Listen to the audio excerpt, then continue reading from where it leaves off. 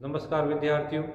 आज हम अध्ययन करेंगे मध्यकालीन भारतीय इतिहास के एक प्रमुख पात्र, एक प्रमुख व्यक्तित्व अमीर खुसरो के बारे में। अमीर खुसरो न केवल मध्यकालीन एक इतिहासकार थे, बल्कि वह एक शायर, एक कवि और वाद्य यंत्रों के जानकार थे। मध्यकालीन इतिहास के अंदर यह एक महत्वपूर्ण व्यक्तित्व के रूप में हमें दिखाई देते हैं और चाहे कोई प्रतियोगिता परीक्षा हो या विश्वविद्यालय की परीक्षा, उनमें इनके बारे में कोई न कोई सवाल अवश्य ही पूछा जाता है। मूलतः अमीर खुसरो एक कवि शायर थे। इनके द्वारा 100 से अधिक दीवानों की रचना की गई थी। दीवान का अर्थ है फारसी भाषा में लिखे गए काव्य।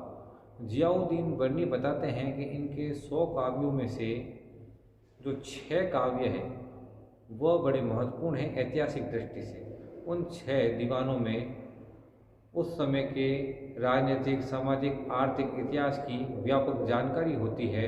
इस कारण से उन्हें ऐतिहासिक ग्रंथ माना गया और इन्हीं 6 ग्रंथों के कारण अमीर खुसरो एक इतिहासकार के रूप में भी स्थापित होते हैं। अमीर खुसरो का जन्म भारत में ही उत्तर प्रदेश के एटा जिले के पटियाली नामक स्थान पर हुआ था। यह सल्तनत कालीन इतिहासकारों में पहले व्यक्ति थे जिनका जन्म भारत में ही हुआ था।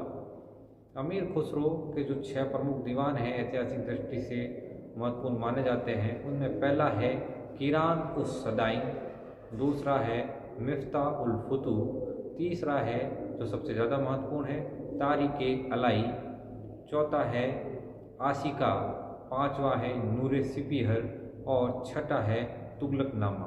अब इनके बारे में संक्षिप्त जानकारी हम देख लेते हैं और कई बार इस पर प्रश्न पूछे जाते हैं। पहला है कीरान उस सदाइन। कीरान उस सदाइन की रचना अमीर खुसरो द्वारा कैकुबाद के शासनकाल में की गई थी। इसमें कैकुबाद और उसके पिता के मिलन की एक मार्मिक चित्रण को इसमें व्यक्त किया गया है।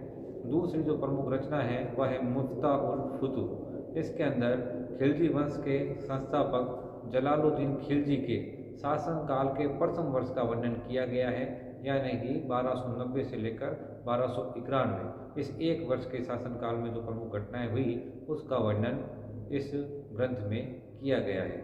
तीसरा जो ग्रंथ है वह है तारीके अलाई, जो कि सबसे ज़्यादा महत्वपूर्ण है। इसमें सल्तनत काल के सबसे महत्वपूर्ण सुल्तान अलाउद्दीन खिलजी के इतिहास के बारे में, उसके बाद युद्धों के बारे में बताया गया है। अलाउद्दीन खिलजी ने उत्तर और दक्षिण भारत में जो विजय अभियान चलाया था उसका समस्त विवरण हमें इस पुस्तक में मिलता है। चौथा जो ग्रंथ है वह है आशिका। आशिका ग्रंथ अलाउद्दीन खिलजी के बड़े पुत्र खिज्र खां के आग्रह पर अमीर खुसरो द्वारा लिखा गया था। यह एक प्रेम ग्रंथ है। इसमें अलाउद्दीन के बड़े पुत्र खिज्र खां तथा गुजरात के शासक कर्ण सिंह बघेला की पुत्री देवल रानी के प्रेम के बारे में मुख्य विषय बनाकर इसमें रचना की गई है। इसके अंदर अलाउद्दीन खिलजी के शासनकाल के अंतिम समय में मलिक काफूर द्वारा सत्ता पर काबिज होने के जो प्रयास किए गए, जो षड्यंत्र किए गए, उसका वर्णन भी इसमें मिलता है। पांचवा ग्रंथ है नूरे सिपीहर।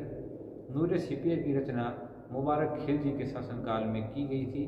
मुबारक खिलजी ही सल्तनत काल में एक ऐसा शासक था जिसने स्वयं को खलीफा के अधीन न मानकर खुद को खलीफा माना था। तो मुबारक खिलजी पर भी सवाल आता है कि खुद को खलीफा मानने वाला सुल्तान कौन था, और मुबारक खिलजी था।